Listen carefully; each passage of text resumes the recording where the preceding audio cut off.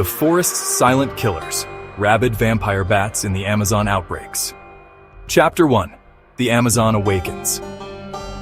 The Amazon rainforest breathes in layers. At dawn, mist drifts over the canopy, rising like smoke from the jungle's lungs. The river glitters with early light, bending in coils of silver. Scarlet macaws burst from trees in an explosion of color. Howler monkeys roar like distant thunder. Along the flooded banks, capybaras graze in herds, their eyes always scanning for jaguars that slip like shadows between roots. It is a world where giants rule. The stealth of the jaguar, the coils of the anaconda, the crushing jaws of the black caiman. And yet, hidden among roots in a hollow tree, another creature stirs. Fragile, dismissed, barely noticed. A body no bigger than a clenched fist. Thin, leathery wings wrapped around itself like a cloak. A face with a nose shaped like a leaf, designed not for beauty but for detection, for the heat of blood pulsing beneath skin. This is Desmodus rotundus, the common vampire bat. For centuries it has lived in the shadows of myth, feared by humans but rarely understood. Normally, it is not a killer. It is a parasite, a thief. It takes only a spoonful of blood from deer, from cattle, from tapir. Its bite is so precise that most victims never wake. But tonight, this bat is not normal. Tonight, it carries a virus more ancient than the forest itself. Rabies. Chapter 2. The Victim, a giant at peace. In the lowlands near the river, a tapir grazes. It is a heavy creature, weighing more than 250 kilograms. A living relic from the Ice Age, armored in skin thick enough to resist jaguar claws. Its long, flexible snout searches for fruit fallen in the mud. Each step sinks softly into the flooded earth. The tapir knows the dangers of this world. It knows the jaguar's stalk, the silent glide of the anaconda, the ambush of the caiman. It does not fear small things. It does not yet know the danger drifting toward it on silent wings. Chapter 3. The First Bite. Night descends quickly in the Amazon. The forest changes its voice. Frogs shriek in chorus. Insects scream in endless static. The air is thick, vibrating, alive. From its hollow, the rabid bat launches. Its flight is erratic, clumsy, as the virus gnaws at its brain. But its echolocation is sharp, pulses of sound painting the world in echoes.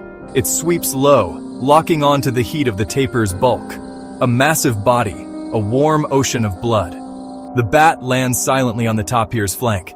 Its claws hook into hide. A slice, a wound no bigger than the edge of a razor. Blood wells up. The bat feeds. The tapir twitches. It shifts, snorts softly, but does not flee. To it, this is no more than the sting of an insect. But inside the wound, saliva delivers a payload of death. Rabies enters the bloodstream. The countdown begins. Chapter 4. Escalation. Normally, the bat would retreat, its hunger satisfied, but rabies reshapes instinct. It demands more. The bat circles back, again and again. It lands on the tapir's leg, then its neck, then its face. The tapir grows restless. It stomps, splashes, shakes violently. But the attacks do not stop. The bat is fearless now, driven not by hunger but by the virus itself. And beyond this swamp, the same terror unfolds in villages. Families sleep in huts of wood and palm. Children lie under thin blankets, do not have nets. The bats slip inside silently. They land on bare toes, on exposed hands, on the soft cheeks of children. Entire outbreaks have been recorded. In 2009, in the Peruvian Amazon, more than 500 people were bitten in a single season. Dozens fell ill. Some died. For these families, the monsters of the forest are not jaguars or snakes. They are bats, carrying rabies. Chapter 5. The Battle Life and Death. The forest seems to pause as if waiting. The tapir crashes through reeds, desperate. It plunges into a muddy river, churning the water into froth. The bat dives low, lands once more on the tapir. A scream splits the night. The giant thrashes, smashing against trunks, rolling in the shallows, splattering mud in all directions. But the bat clings, sawing with its teeth, its saliva dripping with viral death. The tapir slams itself against the ground. At last, the bat is thrown far. Its wings twitch. It lies still. But then, impossibly, it rises again. Launches. Attacks. The battle is grotesque. a herbivore strong enough to crush a jaguar, reduced to terror by an enemy smaller than a sparrow. By dawn, the tapir staggers. Blood streaks its face. Already, the virus has begun its journey along its nerves toward the brain. In days, paralysis will come, then madness, then death. The bat never needed to kill outright, only to infect. Chapter 6. Ripples of Fear. The jungle quiets as light returns. Birds stir. Mist rises once more. The tapir lies beneath a ceiba tree, exhausted. Vultures circle overhead waiting for the inevitable. But this is only one victim. In the nearby village, children wake with wounds on their toes. Dogs stagger in frenzy, foaming at the mouth. Cattle collapse in fields, thrashing in terror. Rabies spreads outward, unstoppable. Each bite a sentence of death, unless vaccines arrive in time. And in these remote corners of the Amazon, medicine often comes too late. Chapter 7.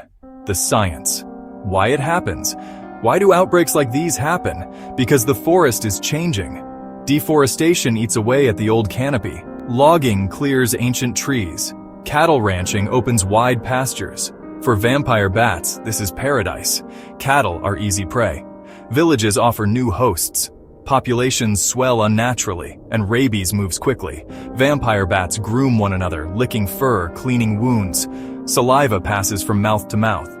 A single infected bat can spread the virus to an entire colony. Rabies itself is one of the oldest and most fatal diseases known. It has haunted mammals for millennia. Once symptoms appear, survival is almost impossible. Only immediate vaccination can stop it. In the Amazon, outbreaks of rabies from vampire bats are recorded again and again in scientific journals.